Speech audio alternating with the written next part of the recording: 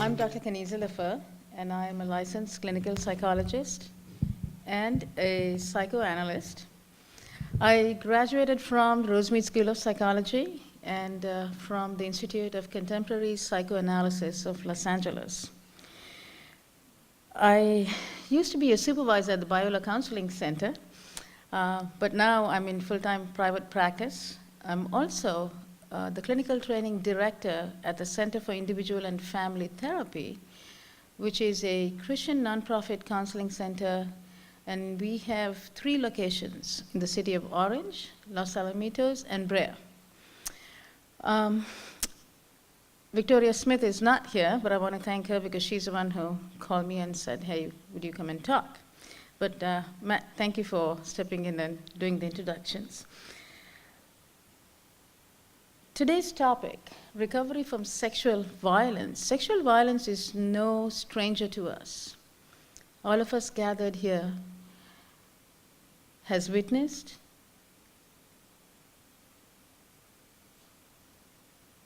heard about, and or tragically have been impacted by the effect of sexual violence, either directly to us or for someone we love and know.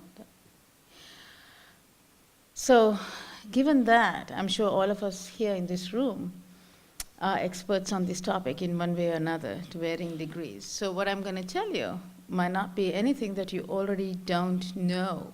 So just treat this as a refresher. Yeah?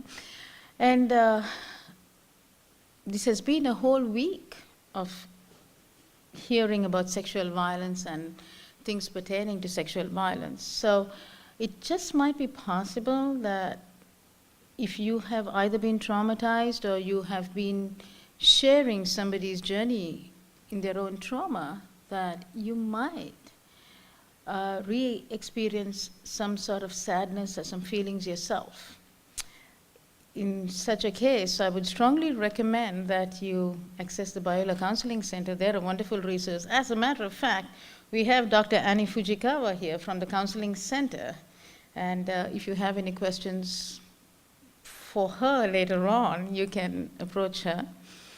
Or if you're already in therapy, I would strongly recommend that you talk to your therapist about feelings or anything pertaining to this topic that might be evoked in you. All right? All right.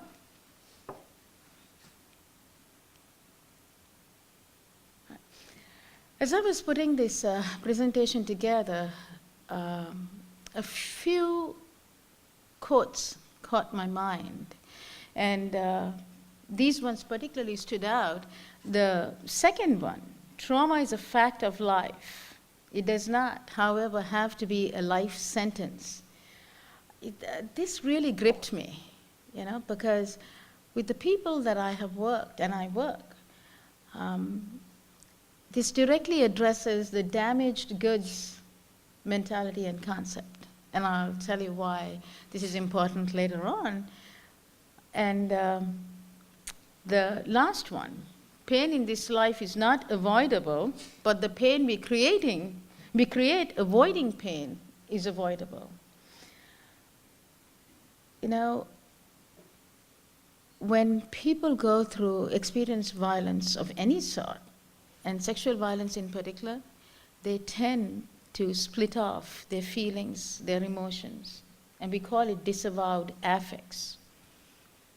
And so when they come into therapy, one of the things that we work on is helping our patients slowly, very gradually, reintegrate all those feelings, attach those feelings to the thoughts that they have, and make it seem okay for them to experience any emotions they might have about this trauma. All right? Now, we all know that sexual violence impacts a person physically, emotionally, mentally, and spiritually. Interpersonal relationships are impacted, including and particularly a person's relationship with God. And this is very important to remember because, and I think this is where, as a Christian therapist or a Christian analyst, I believe I tend to have a slight edge over my colleagues because there is this other component that I directly address, their relationship with God. Yeah? And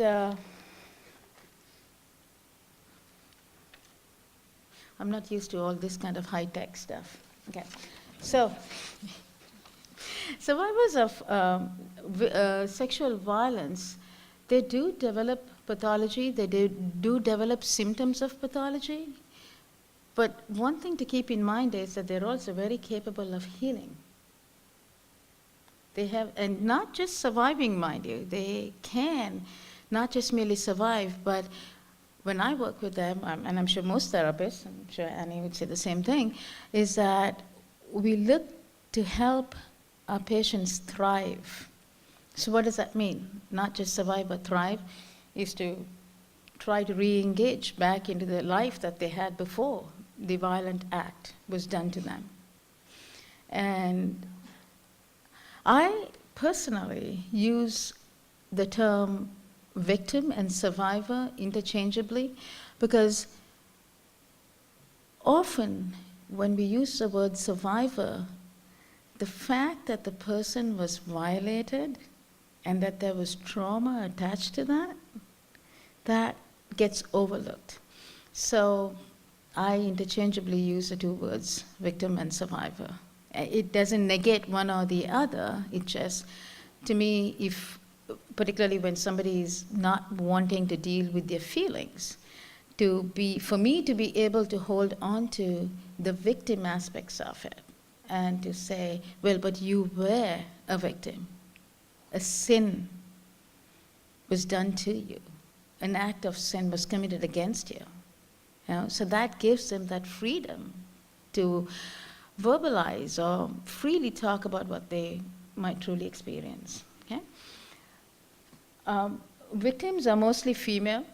1 in 4 women report that most of sexual violence has been committed by their partners that they know, someone they know. Up to 1/3 of adolescent girls report their first sexual experience as being forced.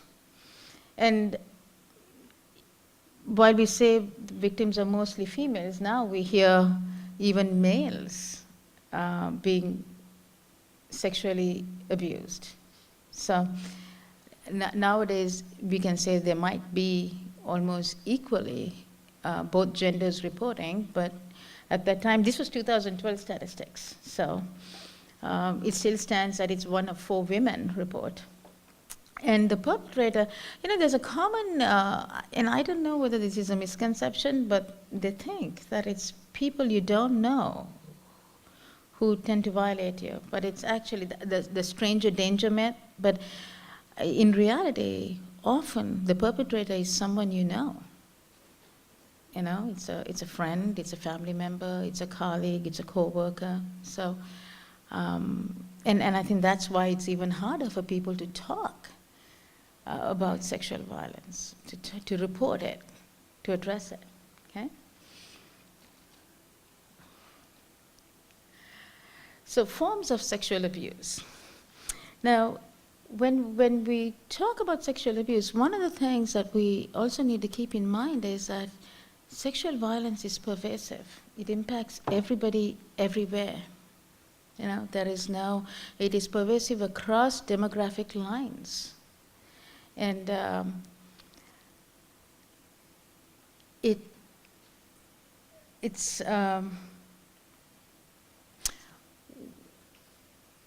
I'm not aware of whether they focused on prevention of sexual abuse. Okay. While they talk about prevention being the key, there's something else that I think I remember when I spoke about the quote. I said that I'll tell you why it's important. Again, prevention alone is not key. Preventing the repetition of the violation is crucial. Because what happens is once a person is abused, once somebody is sexually violated, and if they begin to believe that it was their fault and they had something to do with it, and they start self-blaming, then chances are that repetitious acts of violence can be done to them. Again, it's a damaged goods concept. You know, what is there left in me? This is what I'm good for. And so the trajectory to get into more sexually abusive relationships, or even abusive relationships, is very common. Okay? So we all know sexual abuse. Sexual harassment, I put in the workplace there because I believe more recently what I've been hearing is about sexual harassment in the workplace. So we can generalize it to even in colleges, in schools, you know. And sexual harassment doesn't have to be physically touching somebody. It can be a comment you make, it can be you can just comment on a person's appearance, you know, or express fantasies about what you'd like to do to somebody. And even that is considered sexual harassment. And again, it's kind of like dehumanizing somebody. And again, we talk about the non-intimate sexual violence by strangers, and then by partners. This morning, it was interesting that this happened this morning. A patient of mine that I've been seeing, she's going through a divorce. And I probably was as enthusiastic as her this morning when she came in, and she told me that her husband had forced her to have sex last night. And she's in the process. They're getting divorced. Because of the way the custody mediation is going, she has to be in the same house. And so she told me, she said, her attorney had said, don't call me, call the police. So as we are talking, and we are talking about the impact of this to her children and stuff like that, she tells me, okay, I'm going to go to the police station, right directly from here, I'm going to go to the police station, I'm going to file a report. 2 hours later, I get a text. I get a text message from her saying, I can't do it. If he goes to jail, my life will be worse than what it is now. So it happens even in marriages. It just doesn't, it's not just about dating and courting and strangers, but it happens even in marriages. And then, of course, you have the multiple perpetrator, group rape, gang rapes, and stuff like that. Yeah? And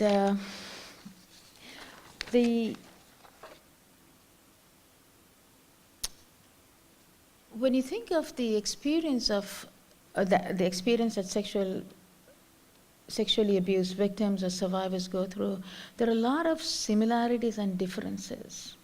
A lot of similarities and differences in their experiences. But there is also one commonality, and that is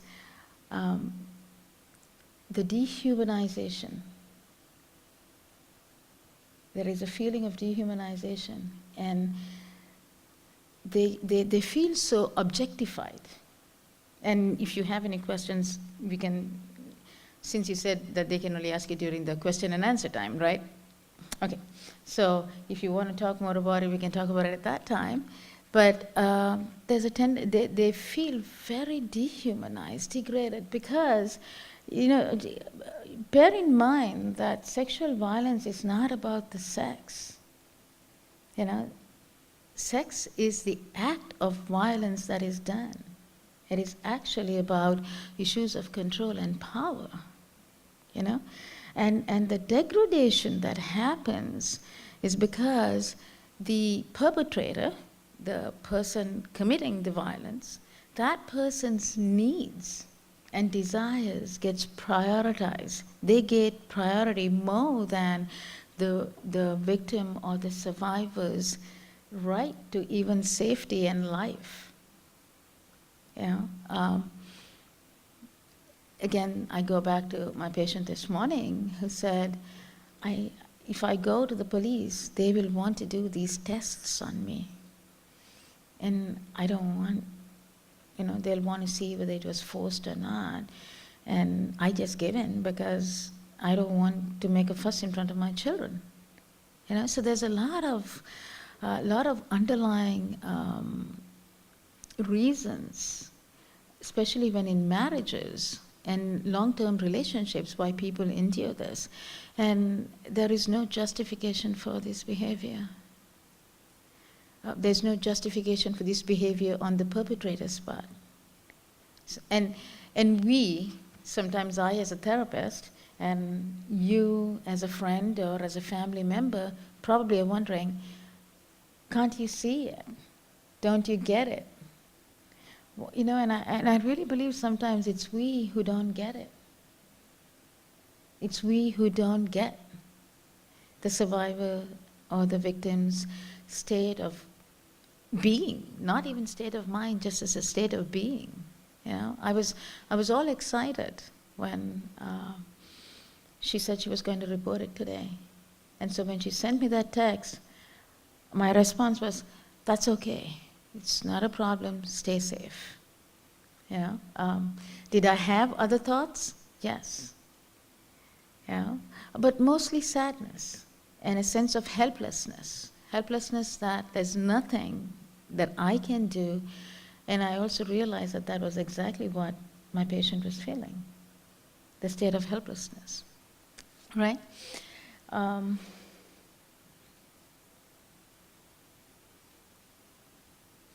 Sorry, I'm technically handicapped here.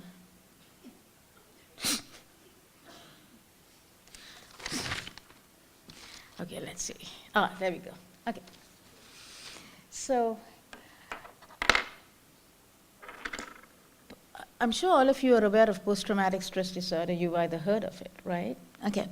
I am not a person who likes labeling, but PTSD is one diagnostic criteria that I totally embrace. And the reason for that is because this particular diagnosis does not blame the victim for anything that happened before or for the feelings that they experience after. Because, again, and as we go on, you'll see that when you deal with, when somebody's dealing with being violated upon, it also calls, it evokes a lot of other feelings, a lot of other thoughts that they were raised with, that they were taught, that they believe. And so the response to this particular kind of trauma evokes all those thoughts and feelings that were learned and stored, some in your conscious memory and some in your unconscious memory. So with PTSD, the symptoms, they fall under three major categories. One is re-experiencing your trauma, where they'll have repeated flashbacks, or they will go back to the scene of the event or the act. Then there is avoidance or numbing, and this is where we call, sometimes it could just be a psychological dissociation of their feelings.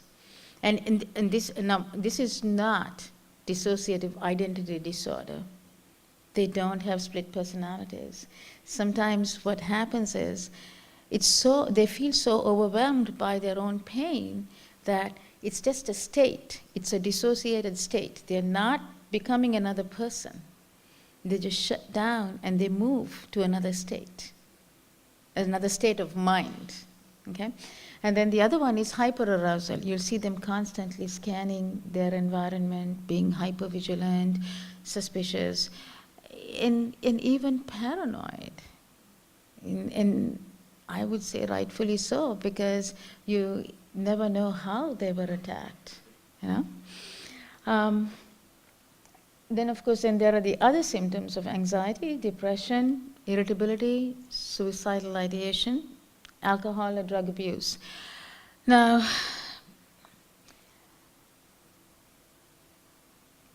victims and survivors, normally, one way of numbing is using alcohol and drug use. But now there are other ways too. that you don't have to go to alcohol and drugs. You can go to Rite Aid and get Tylenol PM and Benadryl and Aleve has PM too? I think so, yeah. So there is a self-medication aspect to this that they will engage in. You know?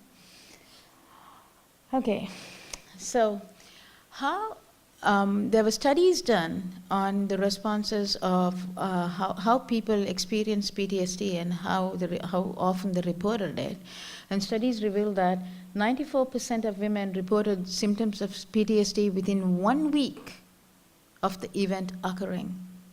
And the percentage dropped to 65% within a month and to 47% after 3 months.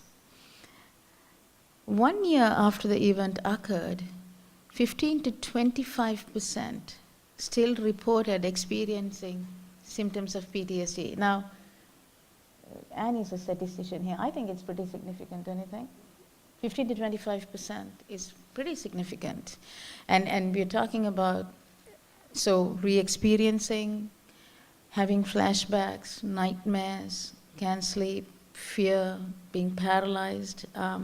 Some people won't even leave their homes because they are so afraid that they will get attacked again. Huh? Oops. Okay, there's something there that I missed. Hold on. Okay, what I didn't address with war is I come from a country that was war-ridden for years. And sexual violence was very common back home.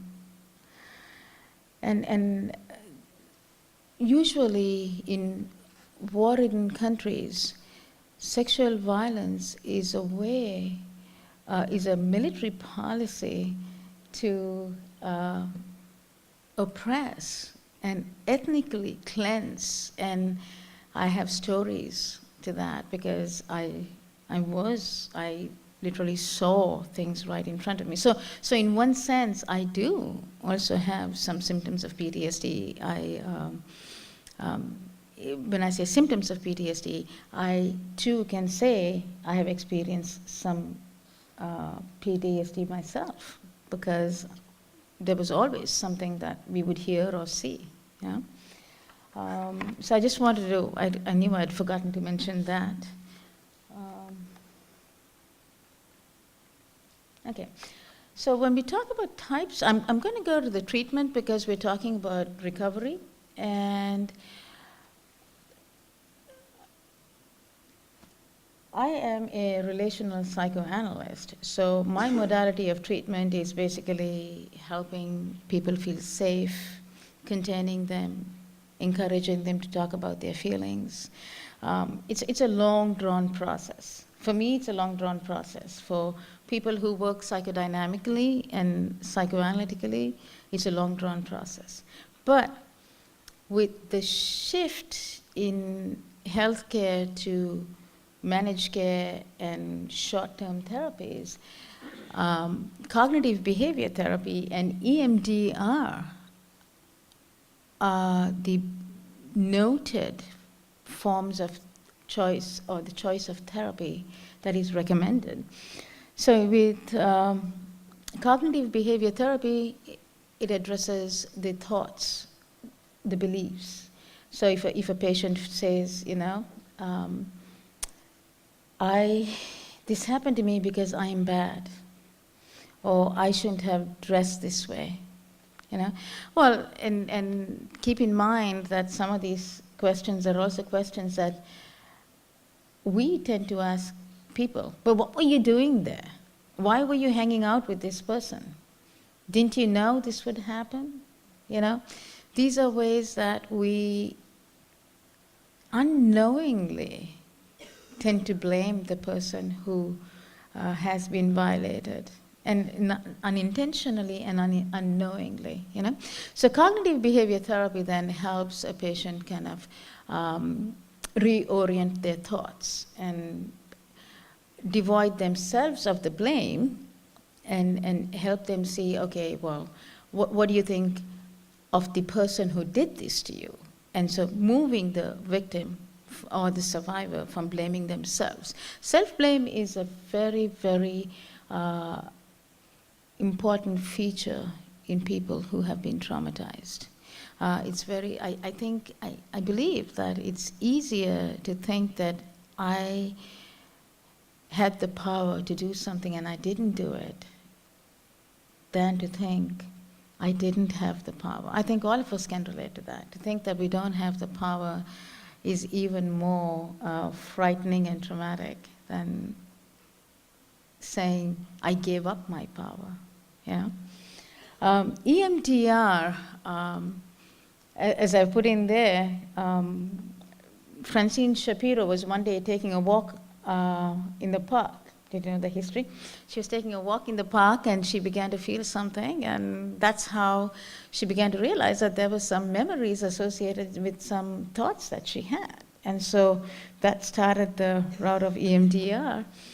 And EMDR, I actually thought of getting trained in it, but I didn't. And I have supervisees, I have students who practice EMDR as part of their therapy, and it works. It really works. What it does is, when somebody is traumatized, positive memories get frozen or blocked. Yeah? And what is on the forefront are the traumatic, negative, self-blaming thoughts. So what EMDR does is it unfreezes those positive memories and kind of brings back those positive memories. You know? Now, as a psychoanalyst, what I do is when a patient, we also call it double think. Like when a patient thinks about somebody who violated them and it becomes too painful, they'll try to find some good in it. So they will think about the bad, or they'll experience it and they'll immediately bring something good, a good feature or a good trait of that person. Because to think of that person just in this negative light is unbearable. Because, and again, like I said, often violence, being violated upon is not by strangers. You know, if it was just by strangers, we wouldn't be even, I think, having some of these conversations.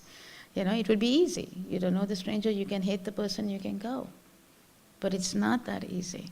Yeah? And then family systems. When I work with sexually abused victims and survivors, I have a few family sessions because the whole family is impacted. The family is impacted also because all of us were born and raised in families, and we are all relational beings. That's how God created us to be. And we learn values and beliefs from our families, from our culture. And so if I came from a culture where it would be, what did you do? You know, why didn't you do this? You know, well, if that happened, that's because you dressed that way. You know, so it's very, I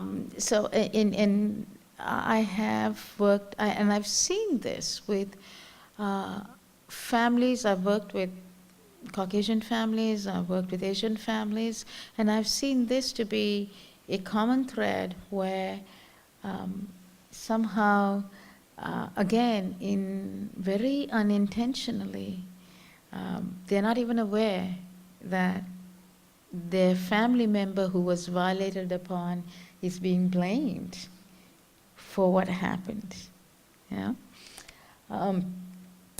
Okay, so psychodynamic psychotherapy or psychoanalytic psychotherapy, my specialty, is basically helping the patient to talk about their feelings, talk about what happened. Again, it's a long drawn process. It just doesn't happen in the first session or the second session. And if they even talk about it right away, you'll see them, they'll be backpedaling, and because they feel very overwhelmed. Yeah. And so when from a psychodynamic approach or a psychoanalytic approach, another thing that we commonly deal with is the defenses. The defenses, or defenses is actually a very classical term. How I like to look at it is the coping mechanisms. If I allow myself to feel all these feelings, I will not function. So what used to be called resistance, I consider that as an adaptive coping style for them now. So it's not resistance. You will find people who will say, oh, that person is just resisting, does not want to bring up the memories. No, it's not resistance. The person is not ready. And particularly with this type of trauma, a person has to be ready to deal with it. Not on my time, not on your time. This patient of mine who I mentioned before this morning, I would love this patient. 5 months ago, she should have done something about this. She wasn't ready. I thought today she was ready. She wasn't ready today either, but she's taking a step. And sometimes it really is one step at a time. Not even one day at a time, it's just one step at a time. And that step could be easily lost by the time they leave our room, And then you have, of course, self-defense. Karate, judo, Krav Maga, anything. The interesting part about self-defense is, in self-defense, you're teaching the victim or the survivor to attack the assailant, to protect themselves and attack the assailant. In therapy, what we are doing is we are teaching our patients to psychologically attack the assailants, the impact of the trauma, to psychologically attack the impact of the trauma. So any which way it is teaching them how to protect themselves. Psychoeducation is basically, you can think, from distributing pamphlets and again to cognitive behavior therapy and teaching them, again, something like exposure therapy. And exposure therapy is, I think I had mentioned it before, where the therapist will guide the patient to revisit the trauma step by step, gradually, intermingling relaxation therapy with it, or stress inoculation therapy, things like that. Okay? Now, wraparound services is very important, especially when you're dealing with human trafficking. Because wraparound services are what gives the people legal aid. Some of the victims in this category don't have housing. They come here, if they don't prostitute themselves, they don't have a place to stay. They're sponsored to come into the country, and if they don't, then they don't have a place to stay. So wraparound services are very important for people who fall into this category. And of course, my favorite is psychopharmacology. Again, I want to highlight psychopharmacology in this case is doctor-prescribed medication. I want to be very careful, but this is Biola, so maybe I can say this. Not marijuana, not any other, not any other substance, mind-numbing drug, but doctor-prescribed medication. Well, I guess people can still make the argument that marijuana is also medication these days. So, all right. So, just a little more detail about cognitive behavior therapy. Again, it's with your thoughts, your beliefs, beliefs about yourself, how you perceived yourself even before you were violated. Because often the sense of self is, I would say, damaged when somebody is violated. you know, and a sense of self is impacted by your family and the culture that you're raised in. So again, keep in mind cross-culturally, the sense of self could be very different. I have, at least to my knowledge, two senses of self. A familial sense of self, because I come from a culture that promotes family. So I have a familial sense of self. And then being in the United States for almost 20 years, I now have an individual sense of self. So we have to keep that in mind when we deal with survivors and victims. So, and then cognitive restructuring, again, is negative thoughts. And, you know, it's kind of like when you think, and one thing I like about CogB is that the premise is if you think, you feel what you think. So if I think I'm a loser, I'm going to be sad. If I think I'm a success, I'm going to be happy. So right now, if I take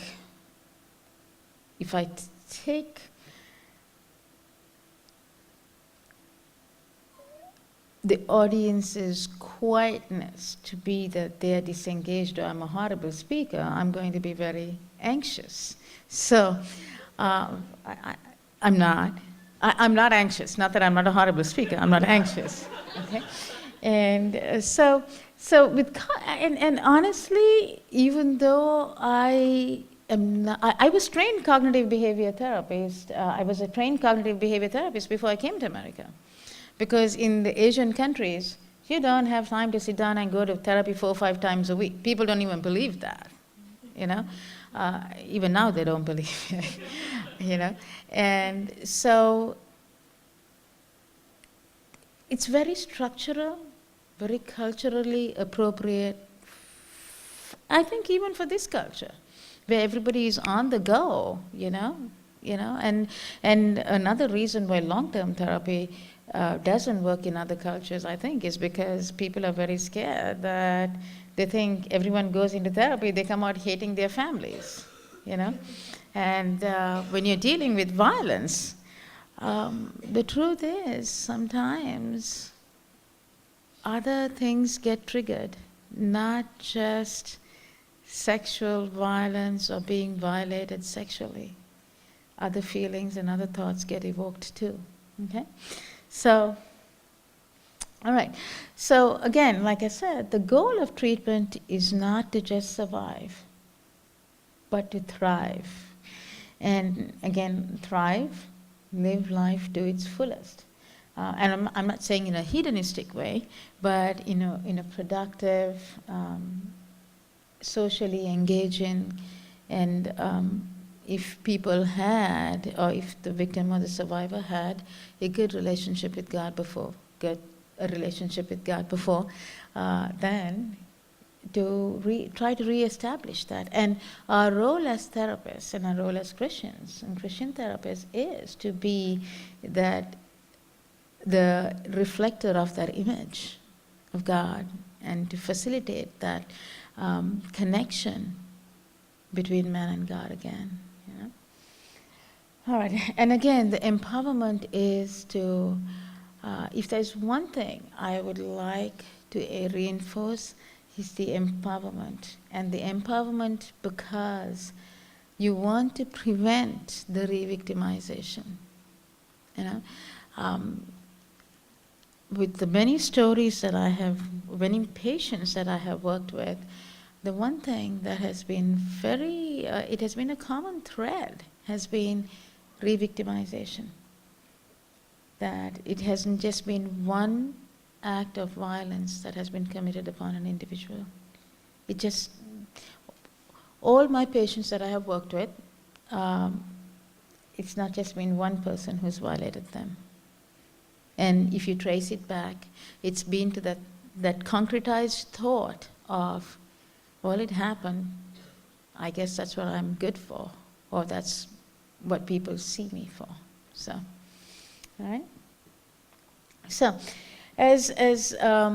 no, in any form of therapy, in any modality of therapy, when a person goes to therapy, especially to deal with sexual violence, a few things, and Annie, if you want to jump in here, feel free. A few things that we focus on. One is your sense of self, you know, and our patients, when they come to us traumatized, they have no sense of self. Or if they have a sense of self, it's a sense of self that they don't want to own. You know, again, like I said, they feel so dehumanized, they feel so objectified that they don't even want to be human anymore. Yeah? So it's to help them, and some people, like I said, they're afraid to feel. So it's regulating their emotions. Teaching them to identify, and with this, body work is very important. You know, sometimes I will ask my patients, well, what are you feeling right now, and where are you feeling it? You know, and they will name body parts, and then kind of encourage them to talk about a feeling that they might attach to what they a deeper feeling, and try to get to the bottom of that. Okay, and then another thing that we do, I don't know whether you do it, is helping them with expressive art therapy. You know, and one thing I've learned is that you teach people to write or draw with their non-dominant hand. You guys can practice this. Next time you're feeling stressed or you're feeling sad, start drawing or writing with your non-dominant hand. If you're a right-hander, write or draw with your left hand. Just write or draw and see what happens. You will get in touch with more feelings, maybe than you thought you ever knew you had. Okay, and of course, challenging the maladaptive thought processes. You know, I deserve this. Well, no, you did. Tell me why you think you deserve this. You know, I'm unlovable. Tell me why. You know, and so things like that. And again, caring for one's body. Can I ask one question from the audience? Yeah. Okay. Caring for one's body. What do you think that's about?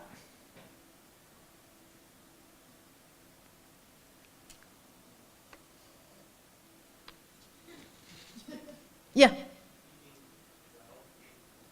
Right. Okay. No, right.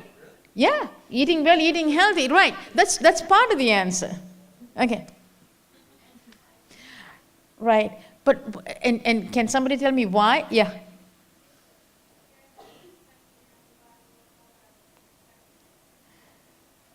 Right. Right. Right. And also what happens is, particularly after somebody has been sexually violated, they let themselves go.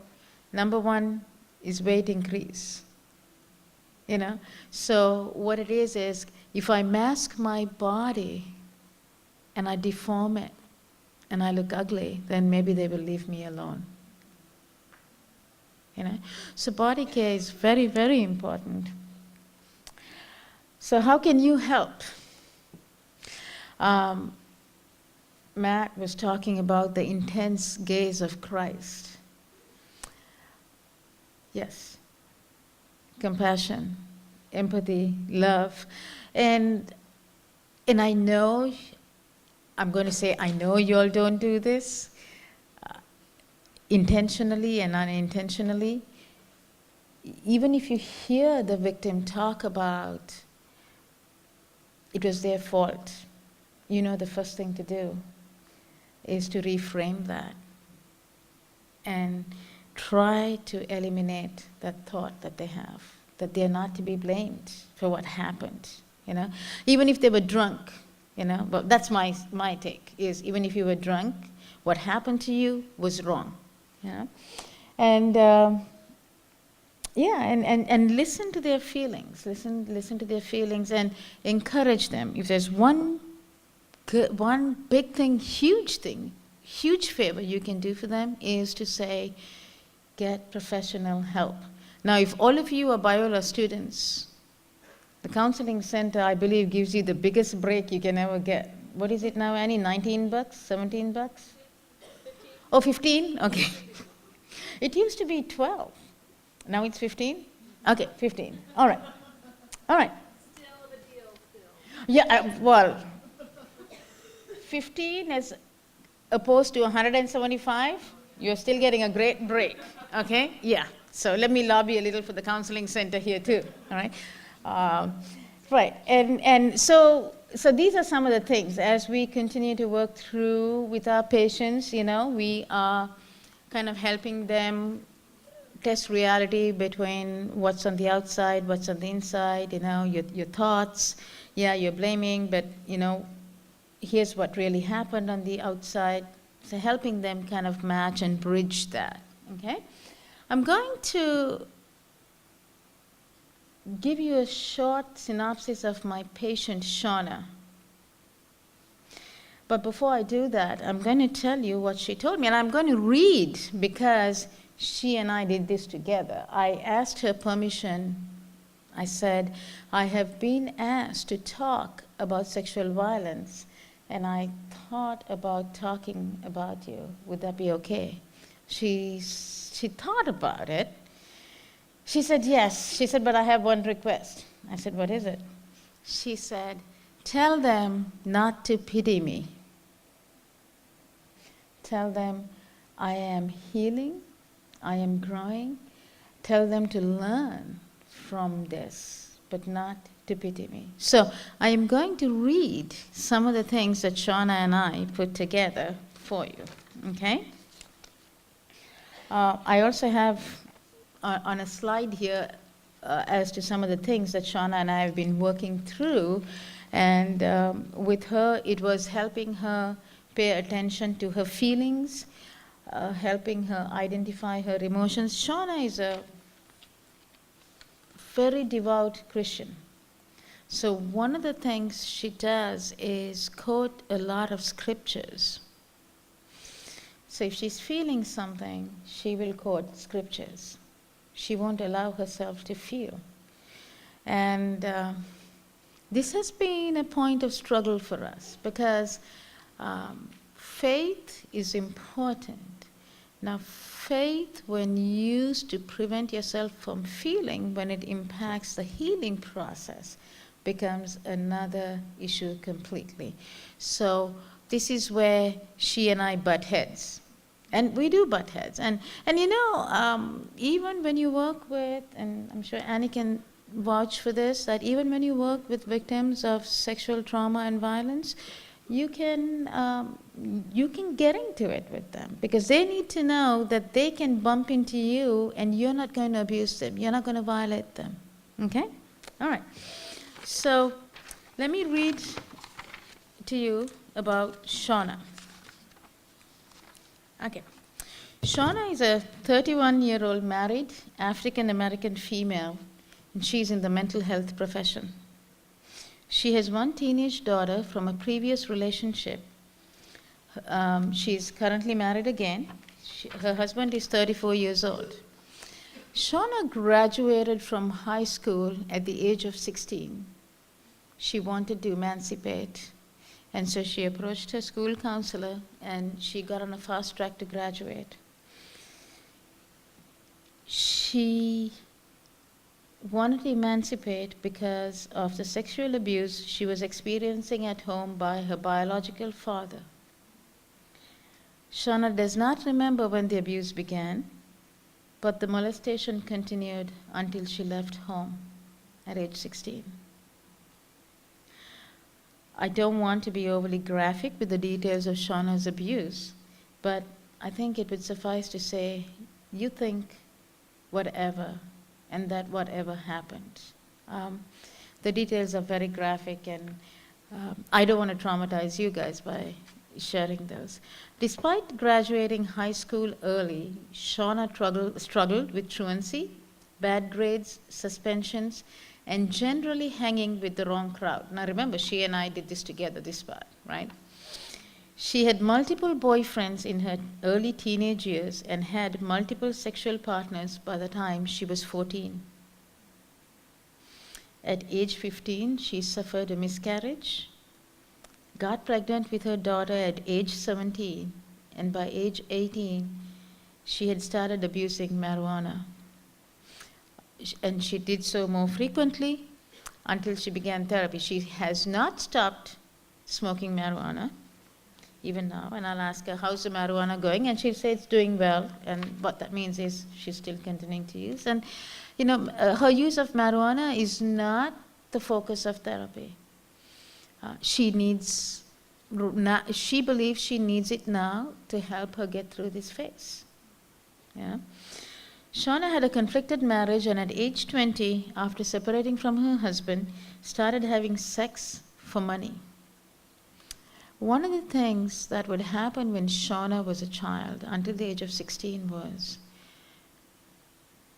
she knew if she wanted money, all she had to do was go home, and she would be paid by her father for the sexual favors she performed. And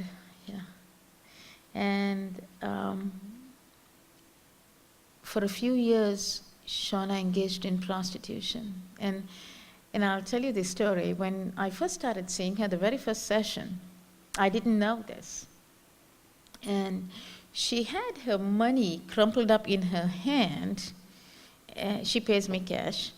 And the money was showing. The dollar bills were showing, And after she left, I was thinking about this. It just stuck in my mind as to why was she, I was thinking, what did she think, that I wouldn't see her if I didn't see the money in her hand, So when she came back the next week, I asked her, I said, there's something that I found very interesting, and I'd like to ask you at the end of session. But I didn't need to ask her at the end of session, because second session she told me how her father would pay her to do what he wanted her to do. So when she had that money, so I then made the connection. She was showing me the money because she wanted my help, and this is how she was going to get it. She wanted me to know that she had the money in her hand, And a few weeks later, Shana said, I want to start analysis with you. So that is, see me multiple times a week. And she said, I think I'm going to ask my father to pay for this. I instantly had a sick feeling in my stomach, because now her father was going to pay her and me both. Yeah? And so these are the things that, as a therapist dealing from a psychodynamic and a psychoanalytic perspective, that we take into consideration. And these are the deeply entrenched beliefs that are in an individual, that if they are not explored, can result in repetitions of behaviors, repetitions of relationships that could perpetuate this kind of treatment. So, it's not just having PTSD symptoms. Trauma, the sexual violence, sexual abuse, the impact of it is not just in the DSM-4 criteria symptoms. It is just pervasive in all areas, okay? By age 29, Shana had graduated from a 4-year university with a degree in psychology and was entering a graduate program. She's currently in a graduate program. She's getting her master's, and she's graduating, and she's already en route to registering to do her doctoral degree in psychology. And that is a wow. Yeah. But when she started therapy with me, one thing she made very clear. She said, God is very important to me. My faith is very important to me, And I understood that. I still understand that, but I also understand that I also need her to be able to feel freely, feel her pain. I need to help her know that she has a right to feel angry, that there is a righteous anger that she can feel, but she doesn't want to feel. Yeah. Anyway, I wanted to use Shana for this presentation because our work consists of addressing feelings and challenging her inherent beliefs about God. She experiences intense feelings of shame, guilt, self-blame, and unworthiness. And you will find these in any victim or survivor of abuse. Guilt, self-blame, shame. You know? And as Christians, we don't like to think that we deal with shame, but we do. A couple of weeks ago, I was talking to my students, and when I said, have you thought about your own shame? That was the first time that some said that was the first time that they really even thought about it. Yeah? So shame is huge, and shame is not as obvious as the other things. Anxiety, depression, you can see, overtly you can see the symptoms, but shame, you'll have to look very closely. You'll have to listen to what the person is saying to pick up. Okay, this person is also dealing with an inherent sense of shame, Right. So her traumatic experience is extensive. There's a lot. With the multiple abuses, the multiple beatings, it's not just sexual abuse, physical abuse, and all kinds. This was a person who has experienced abuse in, I would say, every category of abuse there is, And so now I'm currently seeing her 3 times a week, and it is hard. Again, when 3 times a week is too much, we cut back for her because of the severity of her trauma. She goes to twice a week, but then there are times when she comes 4 or 5 times a week. So, So again,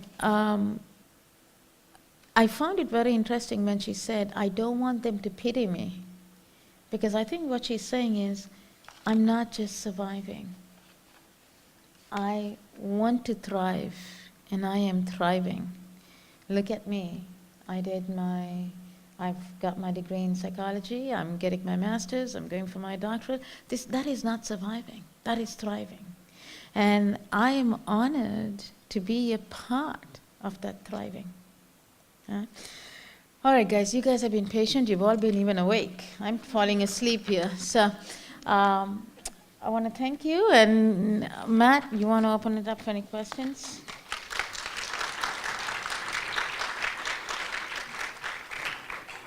So let's do questions this way. If you do have a question, why don't you just stand where you are instead of having to talk from the mic, but you need to project your question a little louder.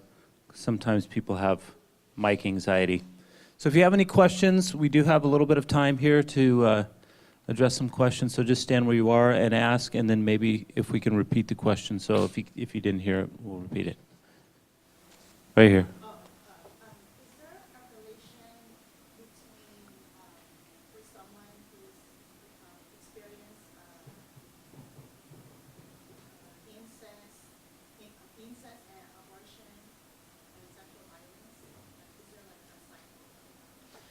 Well, incest itself is... Did you hear that? No. So is there a relation between incest, abortion, sexual violence? That was the question. Relation between incest, abortion, and sexual violence. Let me see if I understood the question, right? So incest is sexual abuse. Right. Okay. So incest is sexual abuse. Incest is within the family, right? Okay. Incest is within the family. Inappropriate sexual behaviors, well, it depends on when we talk about incest, is it molestation? Is it a ongoing sexual abuse, as in what, and then again, there are different types of, was it penetration, was it just digital penetration, things like that, okay? Now, I'm going to say abortion probably is greater, the rate of abortion is probably greater where incest is concerned than it would be when a person is raped. Because if it is intrafamilial, again, there is this whole shame factor. You don't want to expose your family, you don't want to, so more than likely, yeah. Unless, of course, they can come up with some story that it was something happened. Yeah. Does it answer your question? Yeah? Yeah. Other questions?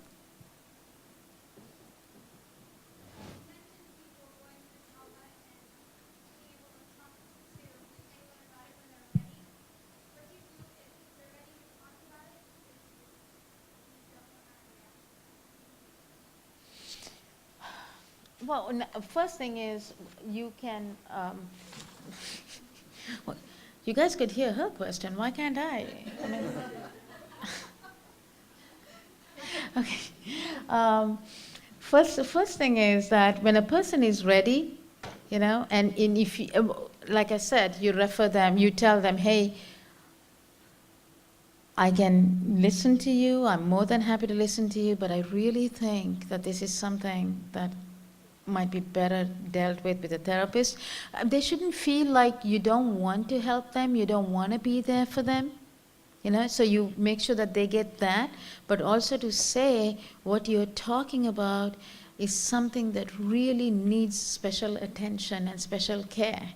As your friend, I can sit with you, I can listen to you, I can cry with you, but I can't help you professionally like somebody at the counseling center could. So you can feel your own helplessness and empathize from that point.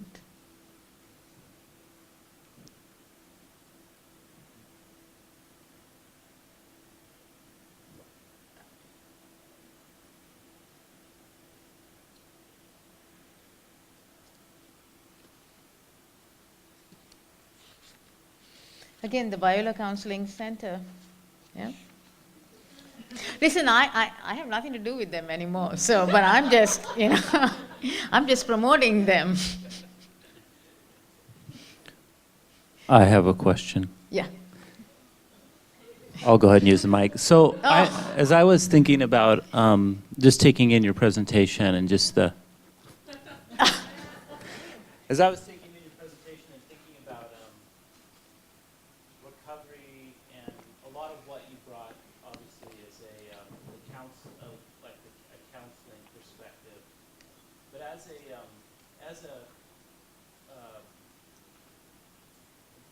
believer, could you talk a little bit about the faith component of that? Just how you see like the faith component in recovery, and just integrate a little bit. Sure. For it. Sure. Well, I mean, that's what Rosemead taught me to do, right? As I was talking, I was aware. I'm like, yeah, I think I left the Jesus part out here a little bit. Yeah. Sure. Okay. So now, I am a Christian. I am a believer. I was trained at Rosemead, so integration, yes.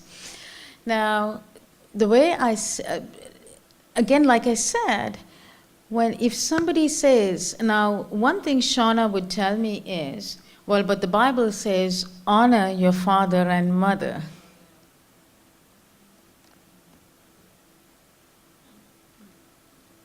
Yeah, how do I beat that? Yeah. So, I don't compete with God. I just do my job. And so I said to her, yes. I said, and you have been honoring them. You have been honoring them. You haven't reported, you haven't said anything. This is the first time you're getting some help for this. So you have been honoring them. talking about your abuse, getting help, healing is not dishonoring your parents. You know, there were 5 things Shauna's father used to teach them repeatedly at the dinner table. Trust your eyes and ears. What happens in the family stays in the family. Jesus is your best friend. Depend only on him. Right? And this was very painful for me to hear, because here's a man who is abusing, who is sexually violating his daughter day in and day out, and then saying, Jesus is your best friend. So my thought was, what kind of an image of God would this patient of mine have? You know? So especially with sexually traumatized individuals, I always hold at the back of my mind, what kind of an image of God would this patient have? You know? And she said something very telling. She said that she could never read the psalm where it says God is a help. You know, she says when she reads it unconsciously, he's a present help in past troubles. So that, you know, that God is there. She acknowledges God's sovereignty, but he's really not there. He doesn't intervene on time. You know, so even that is a distortion. You know, so integration there is, again, it's from a theoretical perspective. You know, I don't counteract scriptures with scriptures. You know, because then it becomes let's see who knows more scriptures. You know, and I wasn't born a Christian. I wasn't raised a Christian. I became a Christian. I come from a Muslim family. You know, so I then also have that little bit of sense of inadequacy, that I might be quoting the wrong scriptures. You know, so that is another reason why I don't quote scripture for scripture, but I try to get a broader understanding of what this scripture, this particular scripture, the verse means to this patient. Yeah. Does that answer your question? Yeah?